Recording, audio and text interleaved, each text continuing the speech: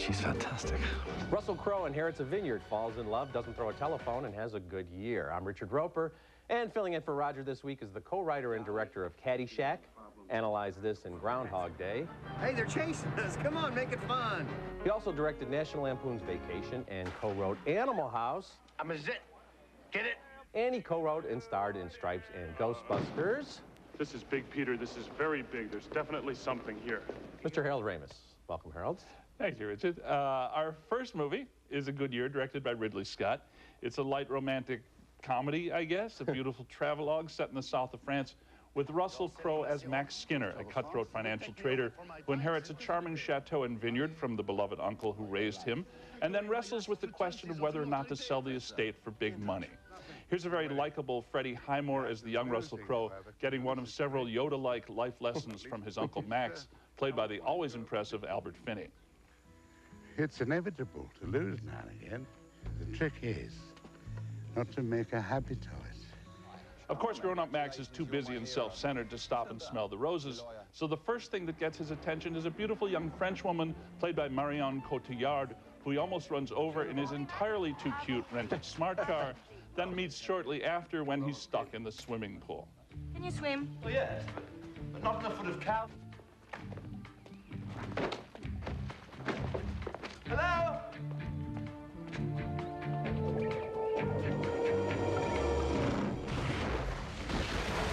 They do eventually get together, though their first liaison is bittersweet. To assume that I live in Provence because I have no choice.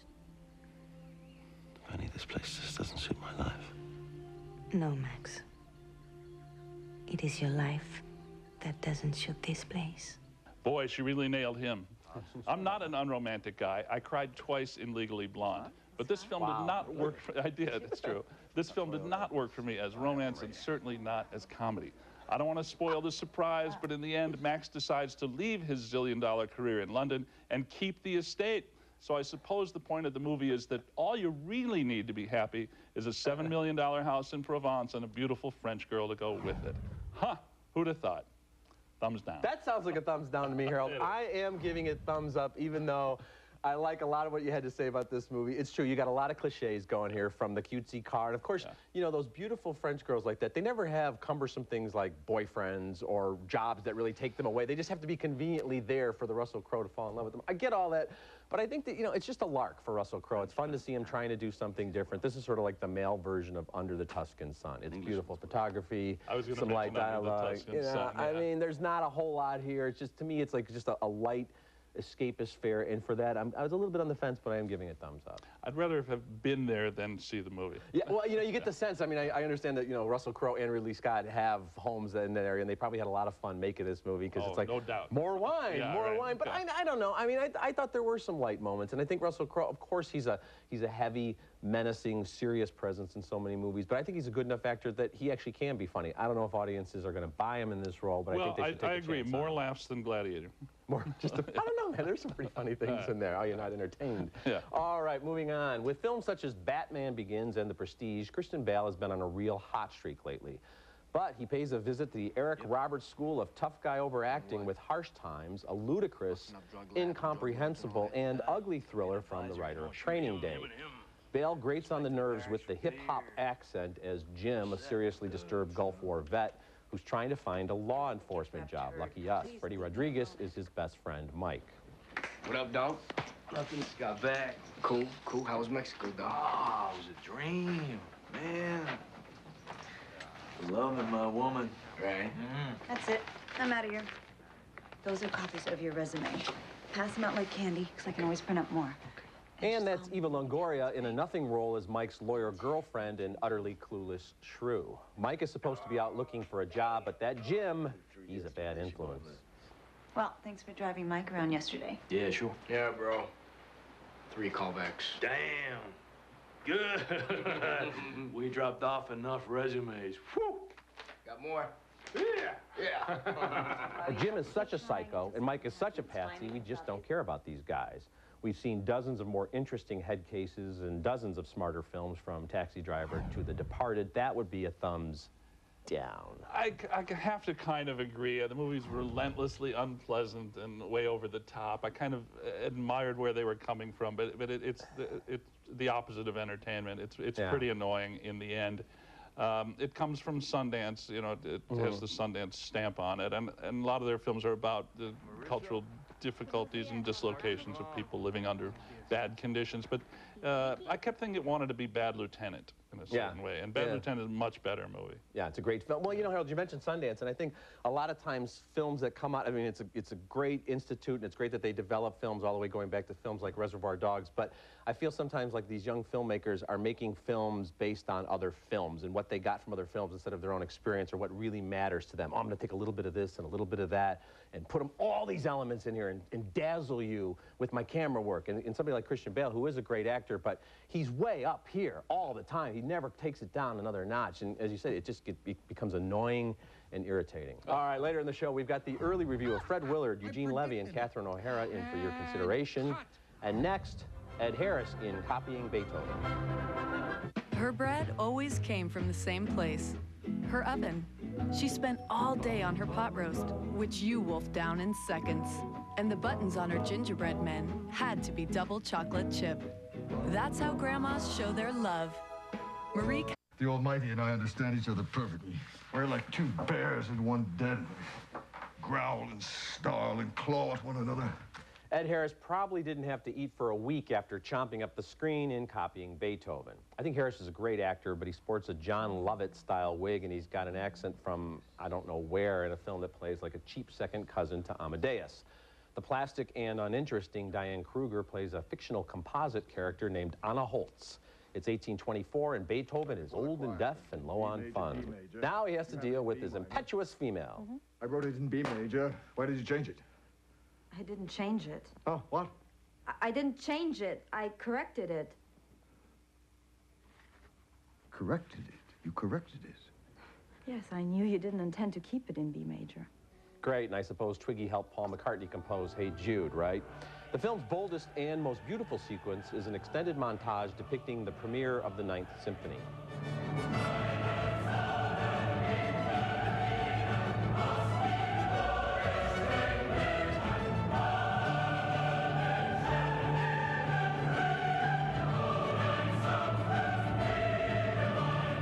This movie is only 104 minutes long. It feels stagey, talky, and drawn out. Now, someday, someone will make a great movie about that immortal composer, but for now, the best movie about any Beethoven I've ever seen stars of St. Bernard. Oh, boy. That's a thumbs down, Mike, by the way. I agree, totally. The best thing about the movie is the music, which has been around for a long time. We have the music. There are great Beethoven movies. Abel Gance, who made the great Napoleon, the silent Napoleon, made a Beethoven film also. I can't say it's great, but it's there. A good film, yeah. All right, yeah. And John Belushi wanted to play Beethoven, believe it or Really? not. Yeah. Really? Yeah. See, but now that would have been interesting. That would have been interesting. This Beethoven, he's semi-deaf. He hears what he wants to hear, apparently. That's interesting, too. Yeah, and it's true, the Ninth Symphony montage is the best part of the movie. But even that, she's like showing him how to conduct. Yeah. Reminded me of the Ben and Me, which was a Disney cartoon about a mouse that tells Ben Franklin how to write the Declaration of Independence. Whenever a film you think is maybe inspired by Ben and Me, it might not be quite reaching the levels they were hoping. No, it's bad masterpiece theater. Bad masterpiece theater. Later in the show, Nicole Kidman stars in Fur. And next, Christopher Guests for your consideration. And I have to offer a disclaimer. Everyone in that movie is a friend of mine, and I love them all. So keep that in mind.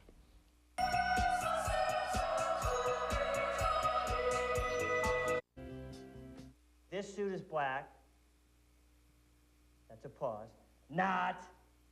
This suit is black. Okay. I'm not quite...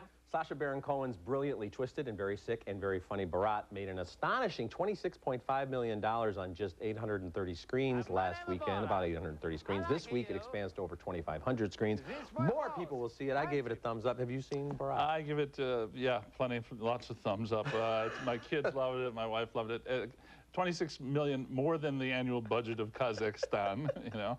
So wait a minute, you're telling me it's a family film? You went with the wife and kids. It's lovely. It's outrageous. The things I take my kids to are kind of amazing. But it's hysterical. I was on the floor, tears streaming down my cheeks. Yeah. Really? Now, you know, it's interesting because I liked it. Some people are calling it the funniest comedy ever made, and, you know, quite frankly, without too much suck-up-titude, I'm like, not as long as Stripes and Animal House and movies like that are out there. But I like the character. I think he's very funny. But, you know, I also mentioned in one of my columns this week that there's a lot of Andy Kaufman there. I mean, it's not a completely original creation. Well, but it's what's it about? I mean, my problem with Andy Kaufman was it was about very little other than his insistence on being those characters.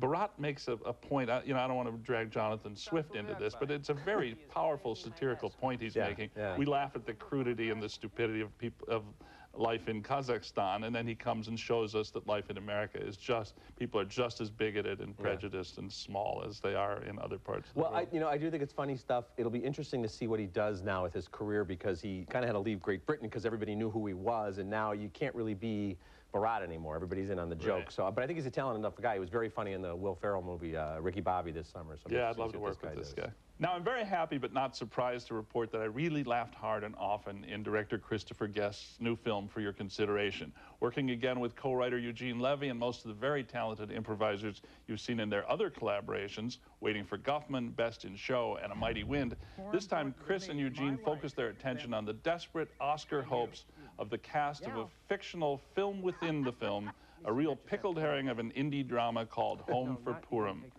Here's the remarkably talented Chris Guest as Purim's director Jay Berman coaching one of his leads, Marilyn Hack, played by the brilliant Catherine O'Hara. I want you to add one more thing, something more almost from the bottom of your womanhood to make it a so let me see what that would look like.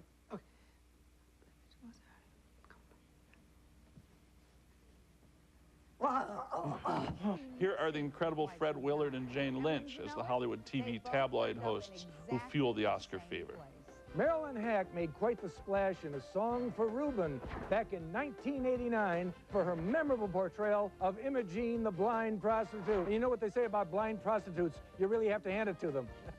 We can cut that out. I don't know why I cut that. Here's the completely delightful John Michael Higgins as the publicist Corey Taft on the set of Home for Purim. Don't make assumptions about the talent. Don't assume that the talent can hear well. Don't assume they know the plot of the film. Don't assume that they have living parents. Don't assume that they don't have a drop of Indian blood.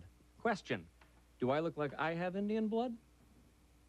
Not at all. Question, would it surprise you to learn that I am 1/8 mighty Choctaw? And then there's the completely daffy Jewishness of Home for Purim, which might be lost on the Heartland audiences. The filmmakers, real and imagined, understand this, and of course the head of the studio, played by the great Ricky Gervais, star of BBC's The Office, does insist on changing the title. But I think the characters are so winning and so accessible, for your consideration could and should play to hipper audiences everywhere. Look for a surprisingly poignant turn in the film's last act, but by then you will have had more than enough to laugh about. Thumbs up from me. Big thumbs up from me, Harold. You know, it's interesting you mentioned the poignancy at the end. Well, Christopher does that in a lot of his films. I mean, even with A Mighty Wind, they're somehow, even though it's wacky and very over the top, they become real characters that you care about. Now, my criticism, I guess, of this film would be that the movie within a movie doesn't seem like anything that would ever really attract any buzz. I mean, it seems like something that would have been part of an old SCTV skit 25 years ago. Right. But I would also say to you that today's audiences, I think, actually are sophisticated enough because they know what for your consideration means, and they follow the box office trends, and everybody's sort of an insider in the movie world, so I think they'll get a lot of the jokes. And I got to say the one thing, too, about the Jane Lynch, Fred Willard doing the kind of Access Hollywood type. Jane Lynch does a stance, a television hostess stance that's so perfect without saying a word, that's funnier than almost anything I've seen in most mainstream comedies this year. She's scary good. When she, in 40-Year-Old Virgin, when she sings the song that her lover used to sing to her, she's pretty amazing. The thing about the absurdity of Home for Purim, it reminded me of the play they were staging in Waiting for Guffman. It's what makes these things so poignant in a way is how people pin their hopes on the worst entertainment, things that have no chance. And convince themselves. Yeah. Okay, another film, and I'm not going to use the word great unless it's in terms of greating. Nicole Kidman is a brave and sometimes great actress who might want to reassess her ability to pick out scripts. With films such as Dogville, Birth, and Bewitched, she's had a number of deadly bombs lately, and now we can add Fur to the list. Kidman plays groundbreaking photographer Deanne Arbus, but this is a stylized interpretation of her life. May I ask, what do you photograph? Me? Oh no, I'm not the photographer. No, my husband is. But, what do you do? At first, we seem like we're going to be grounded in historical accuracy, but then the journey goes through the looking glass when Arbus befriends the wholly fictional Lionel Sweeney, who's played by Robert Downey Jr. You saw me the night I moved in, remember? Yes. I definitely saw you. You trying to seduce me, Diane? Turns out Lionel is covered head to toe with hair or fur, and Diane's traditional parents were international furriers. Isn't that ironic? Fur reaches a ludicrous and I thought unintentionally funny low point when Diane shaves Lionel with a single razor when a weed whacker probably wouldn't have done the job. I found this to be heavy-handed, pretentious dreck. That would be a big thumbs down. You know, I'm going to have to reluctantly agree because I like Steven Schanberg's film Secretary. I did too. I liked it a lot. Yeah, but this is a freak show. It's a literal freak show, and you know, unless you're really into that, this film's not going to appeal to you. Made me laugh, the fake beard on her husband. Her husband trying to compete with the hairy neighbor upstairs, starts growing a beard, but they didn't even let the actor grow a real beard. They just stuck some hair on his face. And it's ill-conceived. I admired the attempt, but well, yeah, I mean, there's a lot of talent obviously on display here, but it's just all, you know, they tell us at the beginning of the film, this isn't a real biography and we're going to do something different. I don't need a straightforward biopic. It's okay to take these flights of fancy, but this thing, I thought, they just hit every wrong note. Yeah, it's like a fairy tale gone wrong, basically. And you know, you don't have to look so pained when you agree with me. You're always like, I have to agree with you. I'm suffering with these people. Well, you know, I appreciate your honesty. And then we come back, Harold and I will name some of our favorite comedies in the Thumbs Up video segment. But first, here's a look at what New York Times film critic A.O. Scott and I will review on next week's show. Don't ask me to change because I can't. Then I'll have you. I'm the money. Every penny of it. Ah, flaky crust. Granny Smith apples. Smells like cinnamon.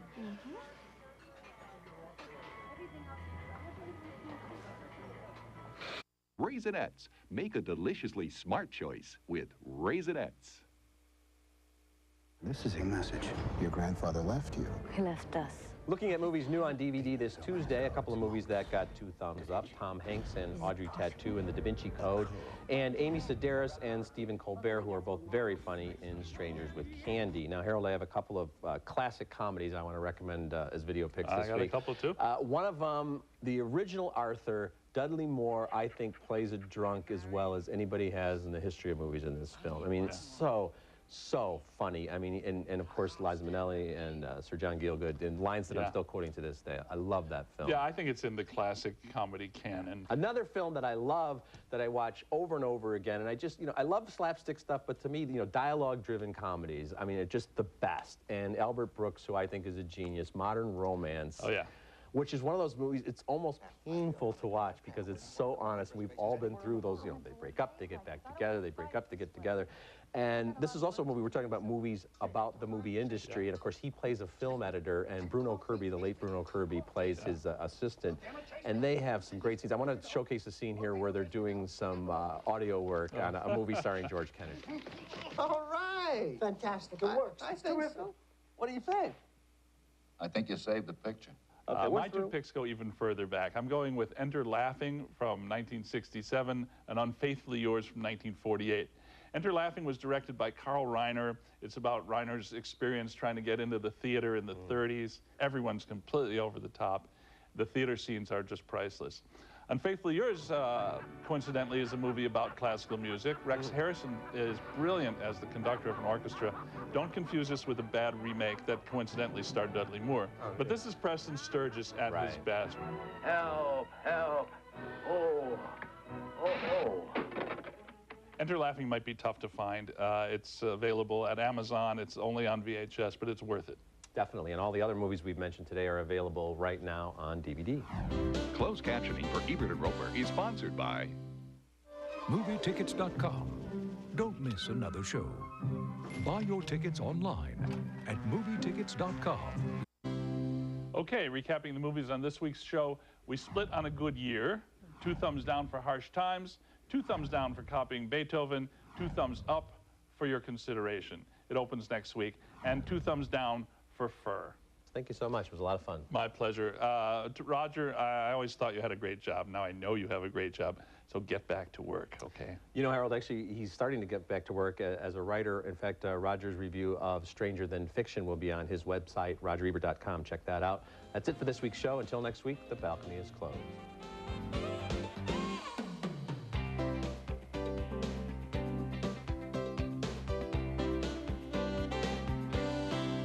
For people with diabetes, testing with Freestyle is virtually pain-free.